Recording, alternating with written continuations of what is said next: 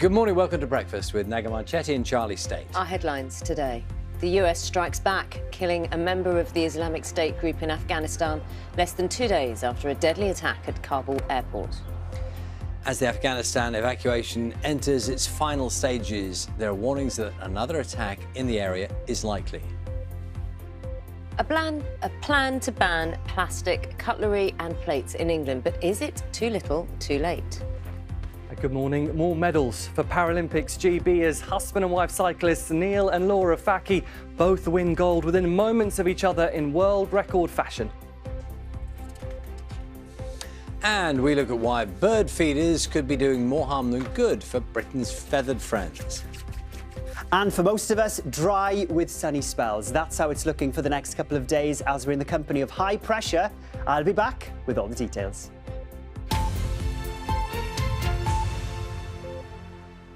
Good morning. It's Saturday, the 28th of August. The United States has confirmed overnight that it has carried out a drone strike against a member of the Islamic State group in Afghanistan. The ISK group said it carried out the attack outside Kabul airport on Thursday that may have killed as many as 170 people, including 13 US troops. It comes as the UK's evacuation flights are expected to end this weekend.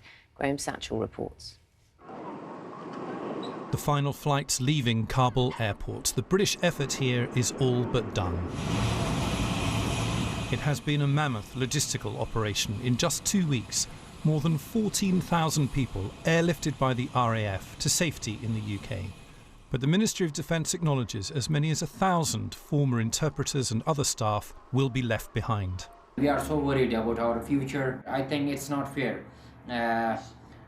It's like betrayal of their own heroes.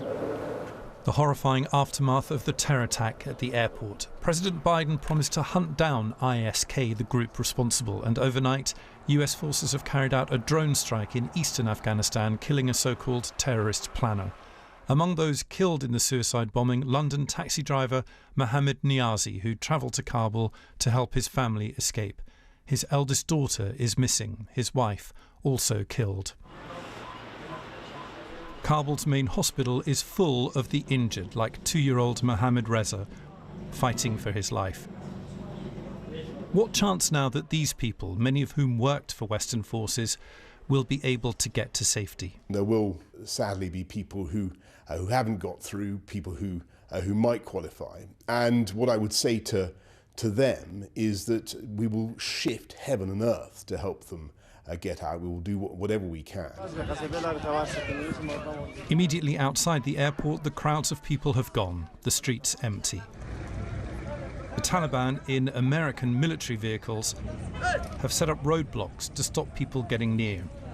Some Taliban leaders claim to have already taken over parts of the airport, a claim denied by the MOD and the Pentagon. They're not in charge of any of the gates, are not in charge of any of the airport operations.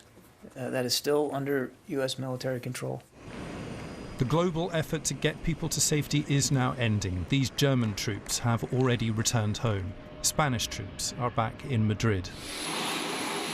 British and American forces will be the last to go. The 20-year Western mission in Afghanistan ends in a chaotic, bloody withdrawal, with the Taliban ready to take charge. Graham Satchell, BBC News. Our political correspondent Jessica Parker joins us now. Jessica, good morning to you. The question still remains, just how soon will the British operation end in Afghanistan?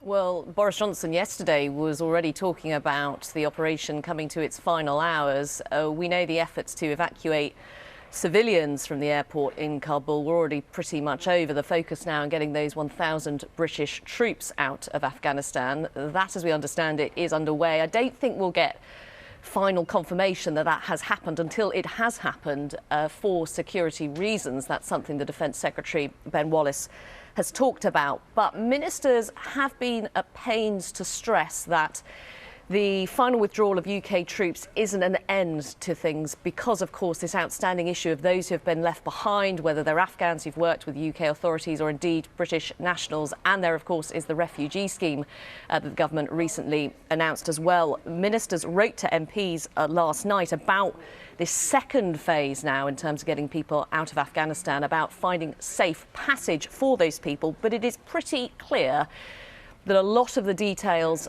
are still being worked out at the moment. And of course, as well, it's not yet clear as to what extent the Taliban will cooperate. So there is a danger for the government, again, that it could look like it is playing catch up. So while this weekend we do expect the UK military presence in Afghanistan to end after a 20-year operation, there are still many things left to be resolved. Indeed. Jessica, thank you. Jessica Parker there.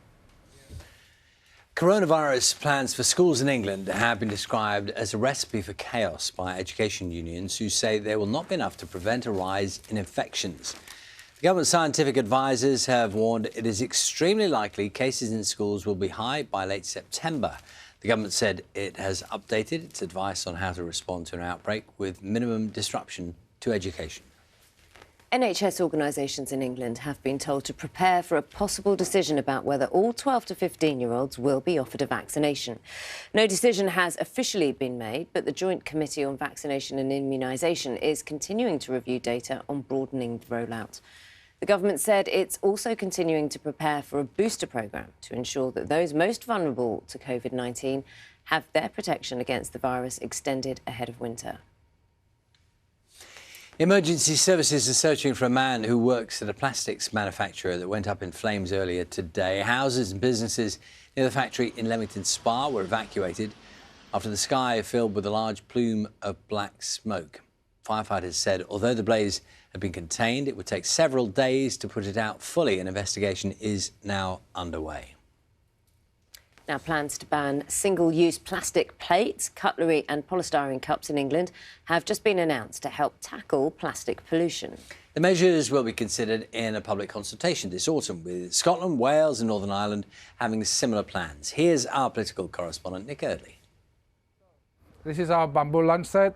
Is this the future of eating on the go? Paris sells bamboo cutlery across the UK. We start working with bamboo and hemp. Sustainable items which he hopes are part of the answer to reducing plastic consumption. What do you think about the idea of banning plastic cutlery? Yep, I will vote for anybody who will ban it. I think plastic is everywhere. Look, we cannot get rid of plastic completely, but there is definitely certain areas where we can improve. This is the problem. Plastic in oceans around the world, deadly for a number of species. Campaigners have been urging the government to act. The reality is that, we are really facing an environmental crisis. Our oceans are full of plastic. They're killing marine life, they're damaging our ecosystems. Banning these items is going to contribute to stopping plastic pollution. We need the government to go much, much, much further. We're facing a plastics crisis and we need to turn off the tap.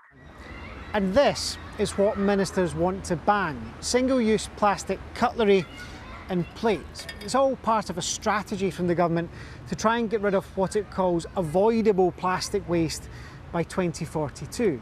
But so far anyway, there's no mention of things like this, plastic coffee cups, and some want ministers to go further. There will now be a consultation, but it could be another 18 months before a ban becomes law. Friends of the Earth say faster, more radical action is needed. We need government to take an overall approach to say that what we're going to do is bring an end to all plastic pollution, and what we're going to do is drastically reduce the amount of all single-use products, not just a fork followed by a spoon followed by a cup. We're trying to be sustainable. Paris hopes increased awareness and reduced cost will make alternatives to plastic more popular. If we came to your house for dinner, we'd all be eating with bamboo cutlery. I will give you bamboo cutlery, no plastic in my house. Nick Eardley, BBC News. Now, lots of us enjoy feeding the birds in our gardens, but are we doing more harm than good with bird feeders? There is new evidence suggesting that supplementary feeding could disrupt a delicate ecological balance beyond our windowsills and gardens. Our science correspondent Victoria Gill has the details. A welcome dose of nature on our doorsteps, window ledges and in our gardens. In the UK, we spend more than £250 million every year on food for our feathered friends. But there's a limited number of familiar resident species that eat the thousands of tons of peanuts, seeds and suet that we put out for the birds. And scientists now say that this constant supply of supplementary food could have boosted the population of those species at the expense of others. An ongoing rise in the population of great tits and blue tits, for example, could be costly for some of the birds that we don't often see in our gardens. Our worry as ecologists is that by providing sort of unlimited food for species like blue and great tits, we impact upon the species which compete with blue and great tits. So there are two other species of tits which many people might not have heard of. One's called the marsh tit and another's called the willow tit. And both of them are amongst the fastest declining birds in the UK. And sort of blue and great tits are species we call dominant species, whereas marsh and willow tit are subordinate species. So basically in sort of battles for food and nest sites, it's the blue and great tits which come out on top. More research is needed to understand whether and where we should be providing extra food for wild birds. In cities, for example, the lack of other natural food sources means that species like house sparrows have come to depend on feeders. But something these scientists say might do more ecological good is if those of us who are lucky enough to have gardens let them grow wild and plant native fruits and berries.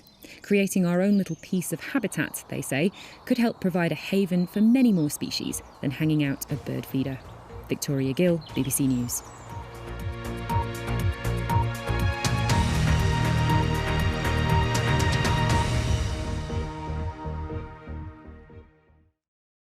See the headlines as they happen and watch BBC News live in the app and get the full story with bbc.co.uk/news. Follow the story for all the latest with BBC News.